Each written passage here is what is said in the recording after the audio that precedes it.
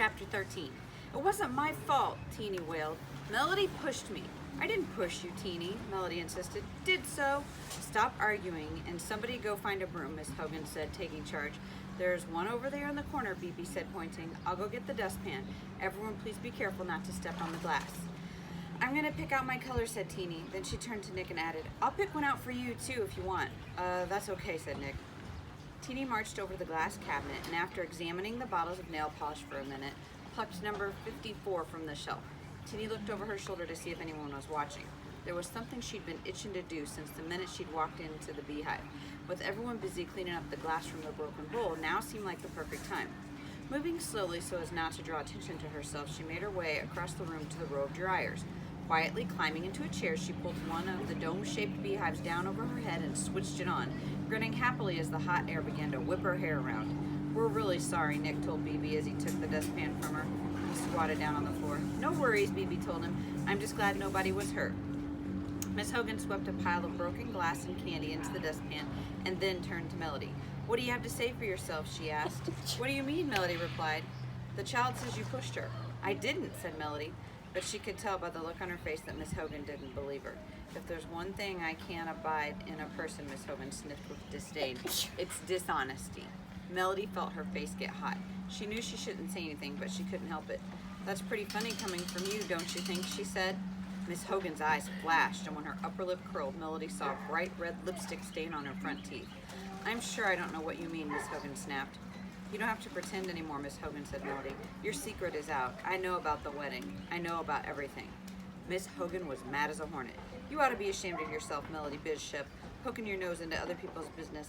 How dare you? When your father gets back from his camping trip, the three of us are going to sit down and have a serious talk about this. Your father. The way she said it, it was so familiar. It gave Melody chills. After thanking BB for her time, Miss Hogan snatched up her hat and stormed out of the beehive, slamming the door behind her.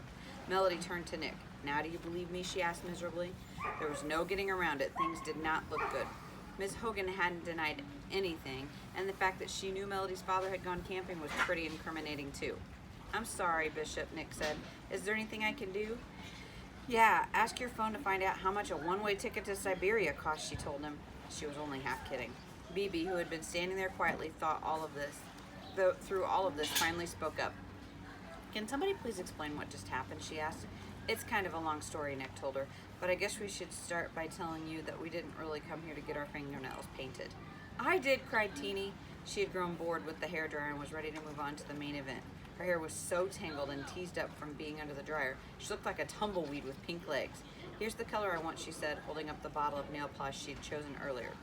Melody glanced over at Nick. Do you want to tell her or should I? When Teeny found out she wasn't going to be getting a manicure, after all, she had a total meltdown. It's not fair, she said, stamp on her foot. I already picked out my color.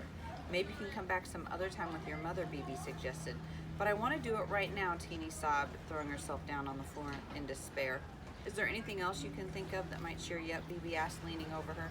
Teeny looked up at BB and Melody could hear those little gears turn inside her head again. Candy makes my feelings feel better, Teeny sniffled.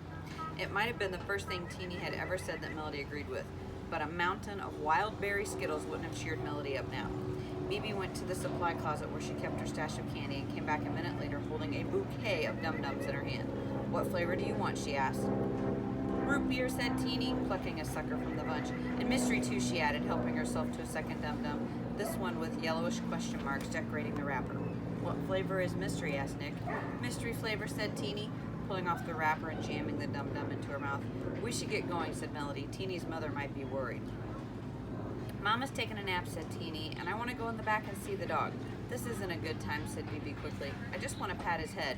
The answer is no, said Melody firmly.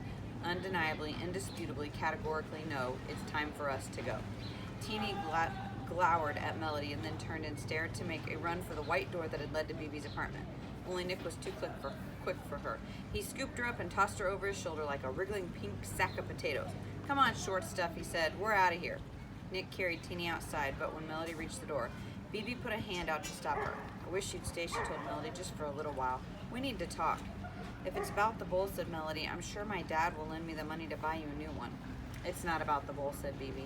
Bishop, Nick called from outside. Are you coming? Please stay, said BB. Melody hesitated and then leaned out the door. Would you mind taking Teeny home, she asked Nick. I'll meet you back at the house in a little while. He didn't question her, he just nodded.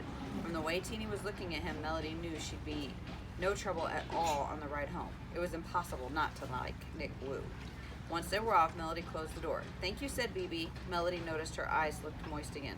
So what do you want to talk to me about? Melody asked. Your mother, BB said.